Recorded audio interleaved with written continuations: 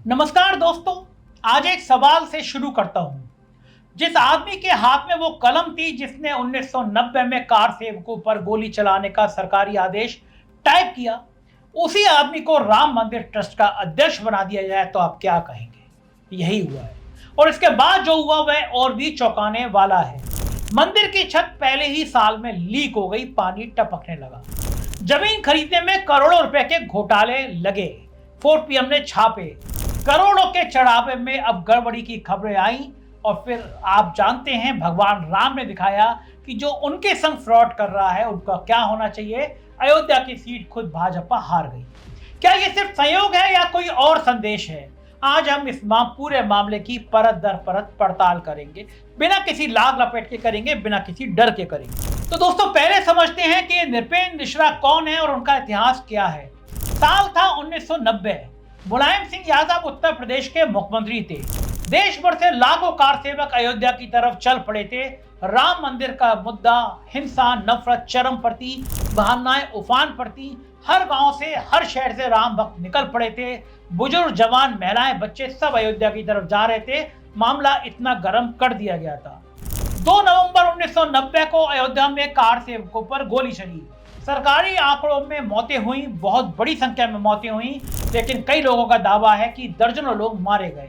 उस दिन अयोध्या की गलियों में खून बहा। उस दिन जो माताएं अपने बेटे को राम के दर्शन के लिए बेचकर घर बैठी थी, उन्हें अर्थियां मिली। मुलायम सिंह यादव ने बाद में स्वीकार किया यह एक बहुत कठिन फैसला था। अब सवाल यह है कि उस वक्त मुख्यमंत्री के प्रमुख सचिव कौन थे? चौंक जाएंगे आप।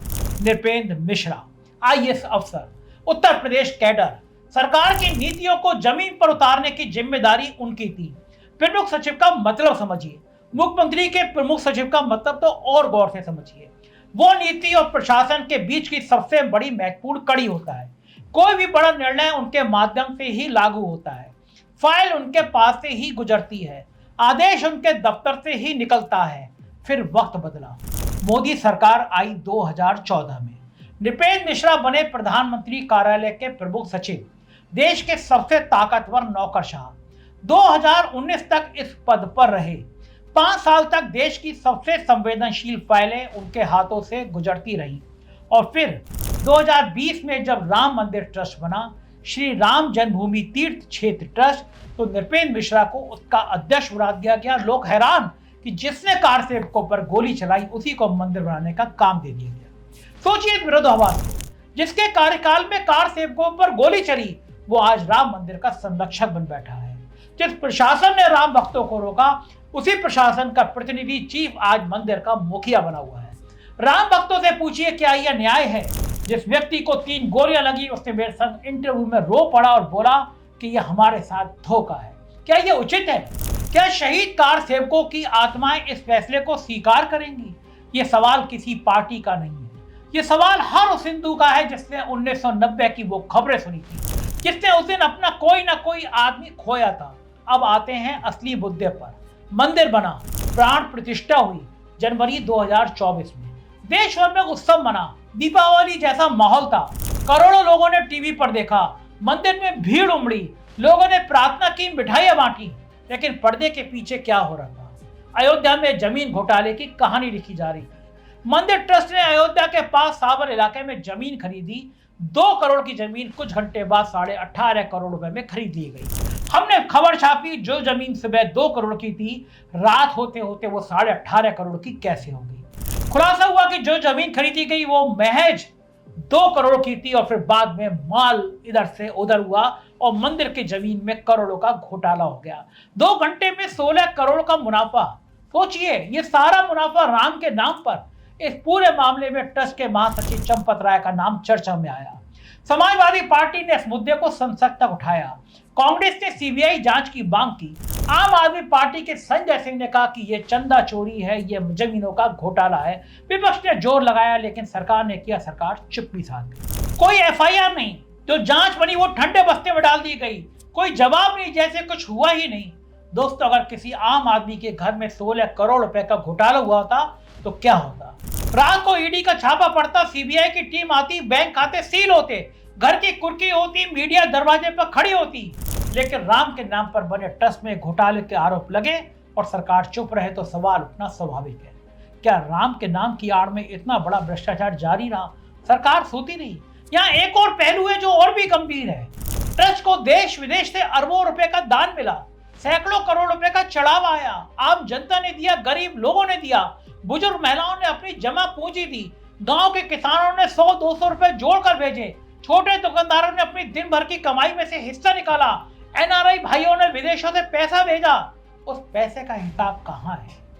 सब खा गए बेईमान। कोई पारदर्शी रिपोर्ट नहीं, कोई सार्वजनिक ऑडिट नहीं, कोई ऐसी व्यवस्था नहीं जहां आम जनता आसानी से देख सके कि उसका पैसा कहां गया। अब आइए एक ऐसे सवाल पर जिसका जवाब इंजीनियर्स नहीं बल्कि जनता की आस्था मांग रही है। जनवरी 2024 में प्राण प्रतिष्ठा हुई, उसी साल मानसून आया और खबर आई कि राम मंदिर की छत से पानी टपक रहा है। वो मंदिर जिसे 1000 साल तक चलने वाला बताया गया था, वो मंदिर जिसके निर्माण में हजारों करोड़ रुपए खर्च होने की बात कही गई, वो मंदिर जिसके लिए पूरे देश ने प्रार्थना की, पहले ही मानसून में उसकी छत लीक हो गई। ट्रस्ट ने सफाई दी, तकनीकी कारण है, ठीक हो जाएगा।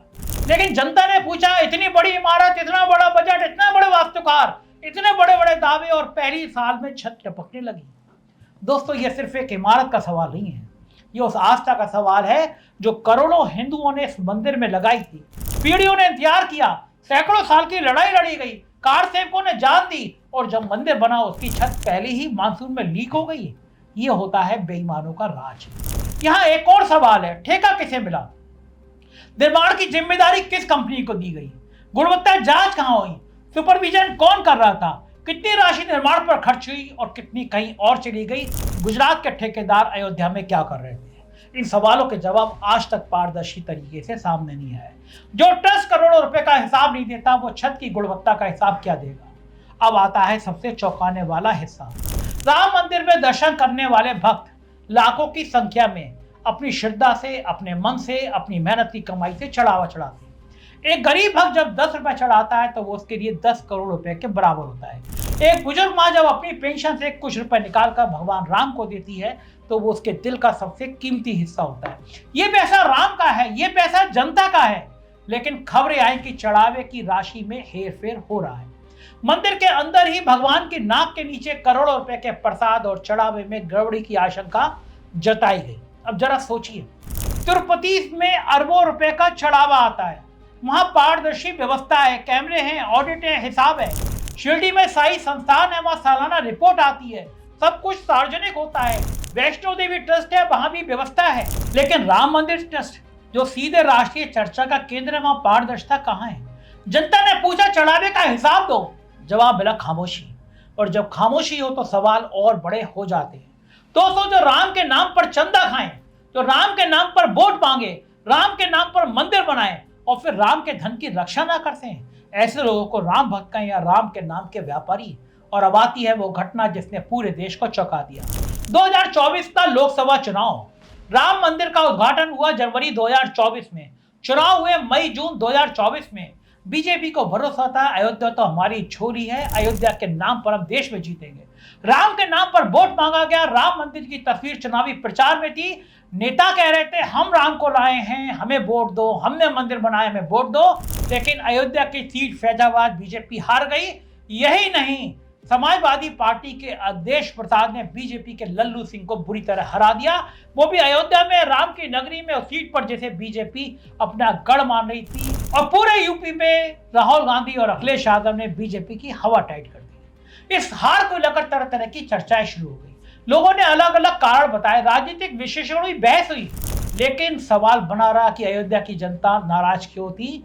भगवान राम की न्याय देखिए कि नृपेंद्र मिश्रा जो इस बेईमानी के कर्ता धर्ता थे, उनका बेटा भी चुनाव हार गया। इसे कहते हैं भगवान राम की असली कृपा। दोस्तों, मैं कुछ कारण गिनाता हूँ। पहला, मंदिर बना लेकिन स्थानीय लोगों का विकास नहीं हुआ। लाखों पर्यटक आने लगे लेकिन उससे फायदा कैसे हुआ? बड़े होटल चैन को, बड़े व्यवसायी को अमिताभ बच्चन जमीनों के प्रचार करने लगे, गुजरात के ठेकेदार ठेके लेने लगे, स्थानीय लोगों को खुश नहीं हुआ। स्थानीय छोटा दुकानदार, छोटा पुजारी, छोटा व्यवसायी सब हाशिए पर रहे। दूसरा, जमीन अधिग्रहण में स्थानीय किसानों दुकानदारों को उचित मुआवजा नहीं मिला। जिनके घर टूटे, जिनकी दुकानें गई, जिनके खेत गए, उन्हें न्याय नहीं मिला। यही नहीं, उत्तर प्रदेश के आईएएस और आईपीएस अफसरों की लॉटरी लग गई। किसी ने माँ के नाम पर, किसी ने बाप के नाम पर, किसी ने सास के नाम पर, किसी ने भतीजे के नाम पर करोड़ों की जमीन खरीदी। मामला खोला, जांच बनी और जांच कमेटी ने कुछ नहीं पाया या ठंडे बस्ती में डाल दी गई। वो बेईमान आईएएस और आईपीएस जिन्होंने सास के नाम पर, मां के नाम पर करोड़ों की जमीनें खरीद डाली, पूछा नहीं गया उनसे कि पैसा कहां से आया। जैसा कि एक एलडीए के वीसी थे इंद्रमणि त्रिपाठी, उनकी सास को सृजन बिहार कॉलोनी में एक मकान मिला, इनकम टैक्स ने मकान सील किया। पूछा नहीं सरकार ने कि इसको सस्पेंड क्यों नहीं किया, क्योंकि इनकम टैक्स से लिखा कि दरअसल ये पैसा इंद्रमणि त्रिपाठी का है। साहब आज भी डीएम है। यह है उत्तर प्रदेश सरकार की न्याय व्यवस्था। तीसरा, मंदिर के आसपास के पारंपरिक व्यवसाय प्रभावित हुए। परंपरागत पुजारी परिवार जो पीढ़ियों से वहां पूजा पाठ करते आए थे, उन्होंने भी अपनी परेशानियां सामने रखी। पंडित, पुरोहित, छोटे व्यापारी, कई लोगों ने खुद को हाशिए पर महसूस किया। चौथा, घोटाले और अनियमितताओं की खबरों ने स्थानीय लोगों के मन में सवाल पैदा किए। जो लोग वहां रहते हैं, जो रोज मंदिर जाते हैं, जो अपनी आंखों से सब कुछ देखते हैं, वो बेवकूफ नहीं है। और पांचवा, जनता ने अपने तरीके से संदेश दिया कि जब धर्म की राजनीति करने वाले अक्सर भूल जाते हैं कि जनता को सब पता चलता है। आप राम का नाम ले सकते हैं, राम मंदिर बना सकते हैं, राम के नाम पर भाषण दे सकते हैं, लेकिन जनता के सवालों से हमेशा बच नहीं सकते। अयोध्या का चुनाव बीजेपी के लिए झटका था, वो भी राम की नगरी में। दोस्तों, मैं कुछ बड़े सवाल रखना चाहता हूँ, और ये सवाल मैं किसी पार्टी की तरफ से नहीं, एक राम भक्त की तरफ से पूछ रहा हूँ। पहला सवाल, जिस अधिकारी के प्रशासनिक कार्यकाल के दौरान कार सेवकों पर गोली चली, उसे राम मंदिर ट्रस्ट का अध्यक्ष क्यों बनाया गया? उसे जेल क्यों नहीं भेजा गया? क्या पूरे देश में कोई उपयुक्त व्यक्ति नहीं था? कोई संत, कोई धर्माचार्य, कोई ऐसा व्यक्ति जिसका जीवन सीधे इस आंदोलन से जुड़ा रहा हो? दूसरा सवाल, जमीन खरीद को लेकर जो भारी मूल अंतर सामने आया, उसकी निष्पक्ष जांच क्यों नहीं? अगर यह मामला किसी आम नागरिक से जुड़ा होता तो क्या इतनी चुप्पी रहती? तीसरा सवाल, मंदिर निर्माण की गुणवत्ता को लेकर जो प्रश्न उठे, उनका स्पष्ट और सार्वजनिक जवाब क्यों नहीं दिया गया? निर्माण का ठेका किसे मिला? गुणवत्ता परीक्षण कैसे हुआ? रिपोर्ट कहां है? चौथा सवाल, चढ़ावे और दान की राशि का विस्तृत सार्वजनिक ऑडिट क्यों नहीं होता? तिरुपति में होता है, शिरडी में होता है, वैष्णो देवी में होता है, तो यहाँ क्यों नहीं? पांचवा सवाल, अयोध्या के स्थानीय लोगों को जिनकी जमीन गई, जिनके बिजनेस प्रभावित हुए, जिनके घर टूटे, उन्हें पर्याप्त न्याय और पुनर्वास क्यों नहीं मिला? छठा सवाल, राम मंदिर ट्रस्ट की विस्तृत वार्षिक रिपोर्ट सार्वजनिक रूप से उपलब्ध क्यों नहीं है? कितना दान आया, कितना खर्च हुआ, कितना बचा, इसका पूरा हिसाब जनता को क्यों नहीं बताया जाता? ये सवाल विपक्ष के नहीं है, सवाल हर उस हिंदू के हैं जिन्होंने इस मंदिर के लिए दान दिया, जिसने इस मंदिर के लिए प्रार्थना की, जिसके पूर्वजों ने इस मंदिर के लिए संघर्ष किया, जिसके परिवार ने इस आंदोलन को अपना समर्थन दिया। एक बात मुझे बहुत परेशान करती है, वो है मीडिया की चुप्पी। जब राम मंदिर का उद्घाटन हुआ तो मीडिया ने 24 घंटे कवरेज करी।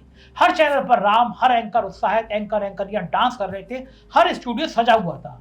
लेकिन जब छत में टपकने की खबर आई, तब कितने चैनलों ने प्राइम टाइम पर चर्चा की? जब जमीन खरीद को लेकर विवाद सामने आया, तब कितने एंकरों ने ट्रस्ट से जवाब मांगा? जब चढ़ावे और पारदर्शिता पर सवाल उठे, तब कितने पत्रकारों ने गहराई से पड़ताल की? बहुत कम लोगों ने। बाकी सब खुश थे, चुप थे। राम मंदिर सिर्फ एक मूर्ति नहीं है, राम एक आदर्श है। राम राजकार्यता, न्याय, पारदर्शिता, उत्तरदायित्व और जन कल्याण। राम ने अपने जीवन में कभी निजी स्वार्थ को प्राथमिकता नहीं दी।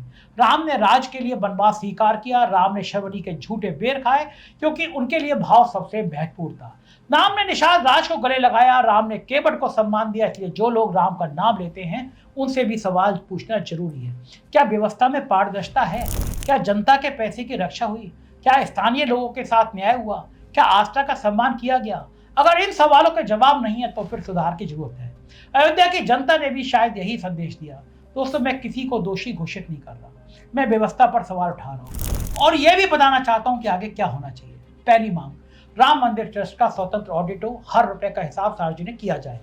दूसरी मांग, जमीन खरीद से जुड़े विवादों की निष्पक्ष जांच हो, जो भी दोषी हो उसके खिलाफ कार्रवाई हो। तीसरी मांग, दान और चढ़ावे का पूरा विवरण हर साल सार्वजनिक पोर्टल पर डाला जाए। चौथी मांग, मंदिर निर्माण की गुणवत्ता की स्वतंत्र तकनीकी जांच हो।